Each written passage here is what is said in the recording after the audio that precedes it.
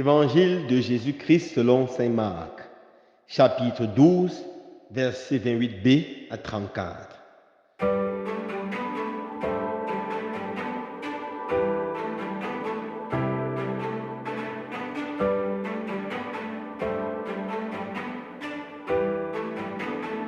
En ce temps-là, un scribe s'avança vers Jésus pour lui demander: quel est le premier de tous les commandements? Jésus lui fit cette réponse: voici le premier. Écoute, Israël, le Seigneur notre Dieu est l'unique Seigneur. Tu aimeras le Seigneur ton Dieu de tout ton cœur, de toute ton âme, de tout ton esprit et de toute ta force. Et voici le second: tu aimeras ton prochain comme toi-même. Il n'y a pas de commandement plus grand que cela. Le scribe reprit: fort bien, maître, tu as dit vrai. Dieu est l'unique et il n'y a pas d'autre que lui. L'aimer de tout son cœur, de toute son intelligence, de toute sa force, et aimer son prochain comme soi-même, vaut mieux que tous les offrandes d'holocauste et de sacrifices.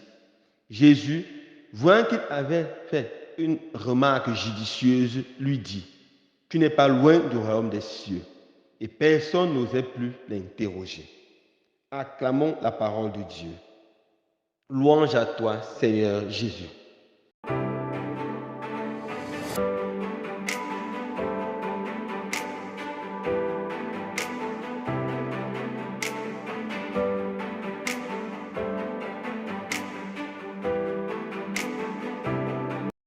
Frères et sœurs bien-aimés, dans l'évangile de ce jour, un scribe s'avance et pose une question qui taraudait l'esprit de beaucoup de juifs de l'époque.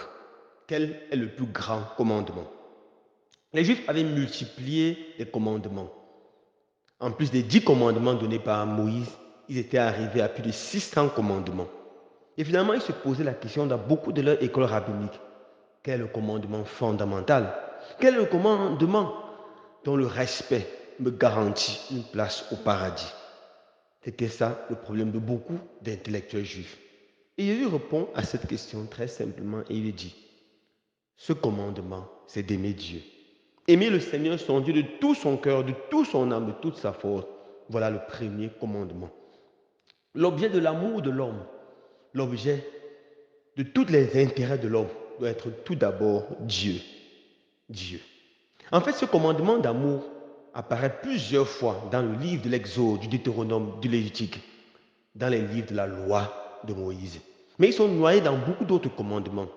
Moïse, le Seigneur Jésus veut les extraire et les mettre en claire lumière afin qu'on comprenne que l'amour de Dieu est la chose essentielle pour tous les hommes. Pourquoi l'amour de Dieu est essentiel? Parce que Dieu est amour. Saint Jean le dit avec tellement de beauté. Deus caritas est.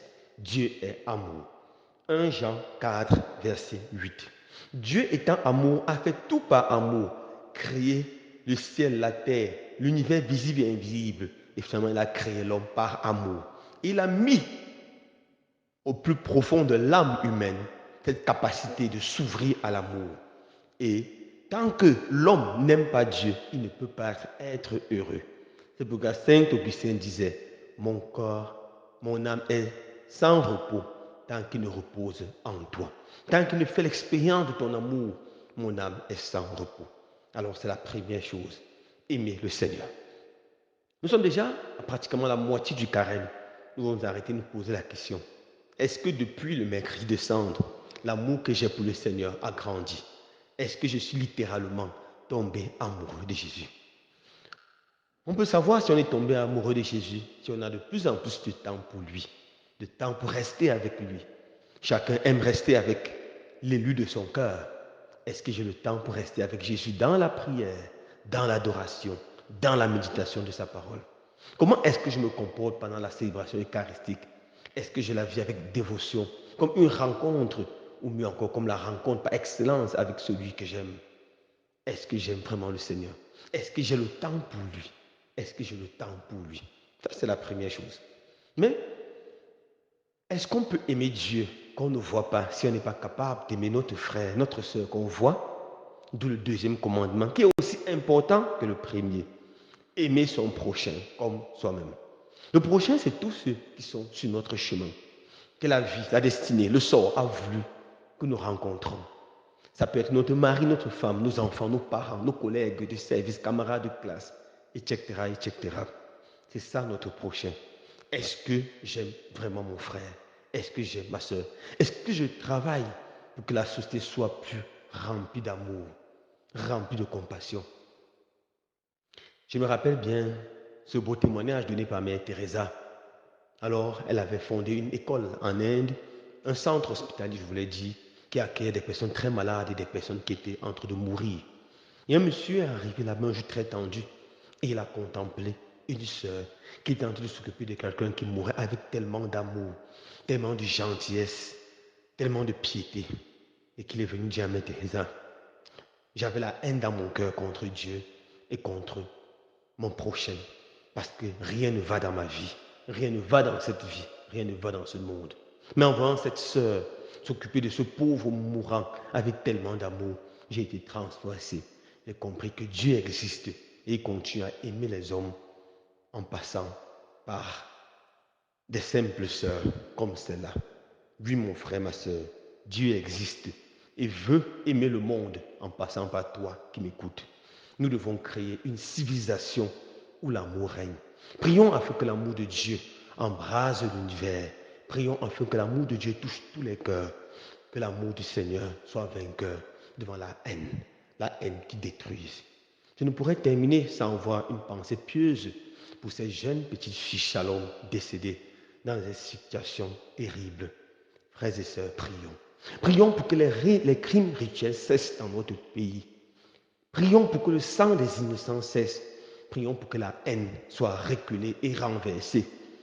Prions pour que plus jamais ça n'arrive.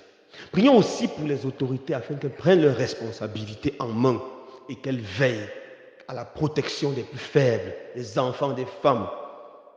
Prions vraiment pour que tous travaillent avec amour et qu'en faisant leur travail, ils manifestent l'amour de Dieu à leurs frères, à leurs sœurs, à leurs prochains. Que par la miséricorde de Dieu, l'âme de ces petits Shalom et l'âme de tous nos fidèles défunts repose en paix. Amen.